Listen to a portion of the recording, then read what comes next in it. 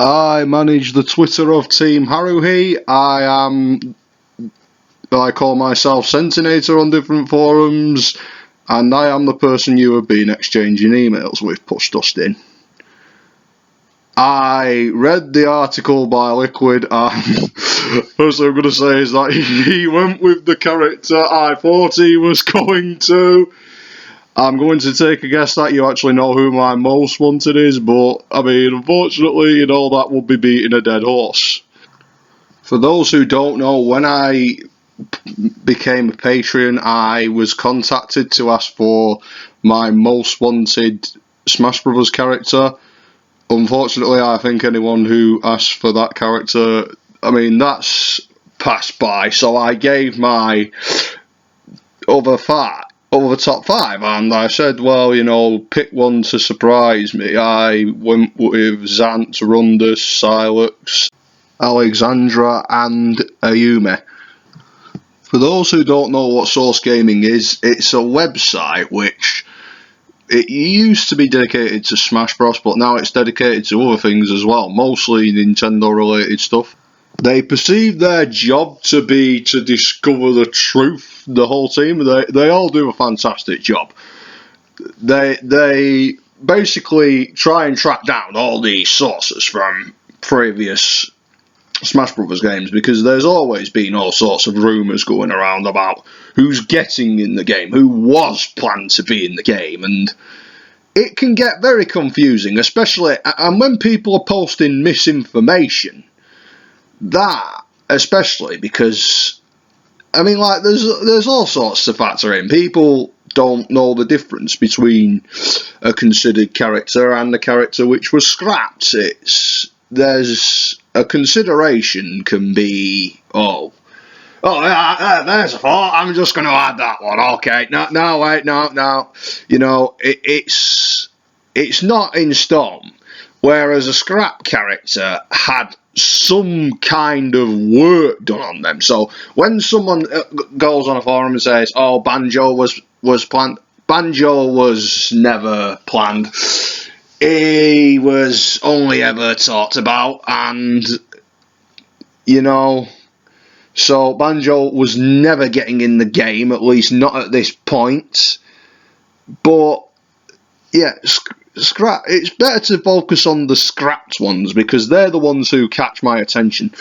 I first discovered Source Gaming from the hacking, data mining, as they put it. I say hacking, they say data mining.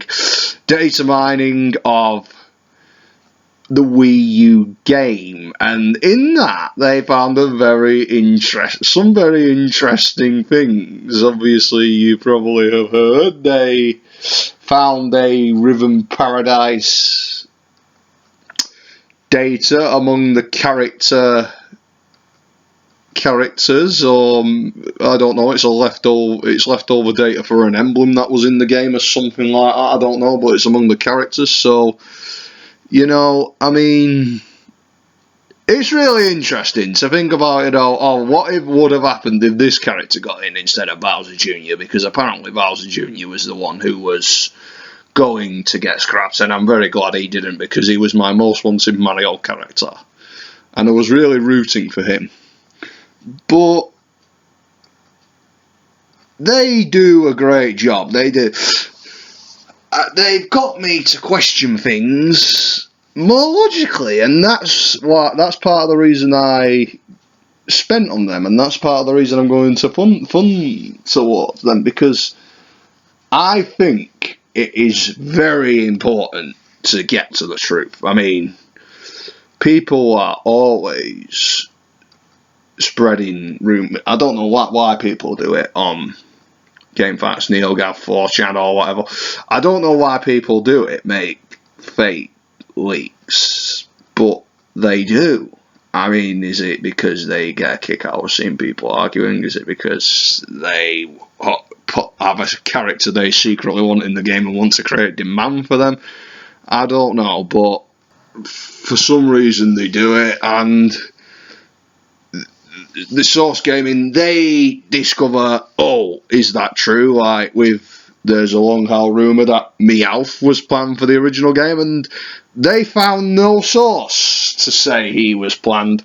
So I think it's good that they're doing this. As for them opening my mind, the famous Gamatsu leaker, my previous video, evidence he could be guessing, that was pulled when I found the article implying that Chrom was never going to be in the game. And it's always interesting because now I'm almost split on this now, because I can't get my head around how one can guess Wii Fit Trainer. Having said that, and especially when they said, oh, Chorus Mem, and but it's got me to think, was he lucky guessing? And so it's very, it gets you to see different viewpoints and not just believe everything you're told. And that's why, that's one of the key reasons I invested in them, for why I actually did it. Push Dust In, I think you've done a great job in interacting with your community. And, I've contacted journalists, YouTubers, famous people like that all the time, and when you make requests of them, I got a request myself last year, and I fulfilled that request because apparently someone was playing a joke on me for my birthday.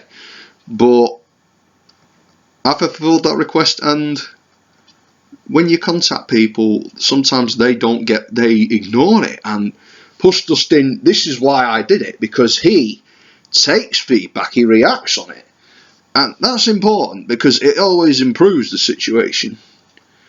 They do, the people make these requests of you because they're interested in seeing it.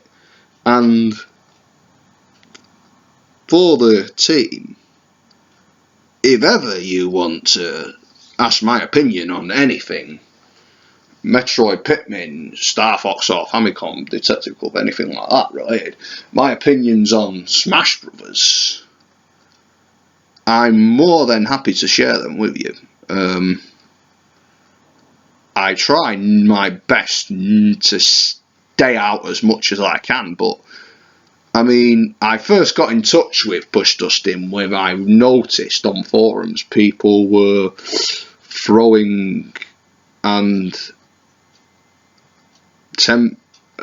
hurtful comments about that K. Rool Me costume. And I do feel, I really do, you have my deepest sympathy, you K. Rool fans, because I am on Team Metroid, as you probably guessed, and it's horrible when you get let down like that. I don't think Sakurai intended it to go that way, the way it did. I thought he was doing everyone a favour, but people took offence to it. In regards, I also want to say one final thing. I am very sorry I could not invest more money. I am very sorry about that. I wanted to, but unfortunately I don't have the money to, and I did want to give more. I was debating to give more, but I can't afford it. I am very sorry. I wanted to.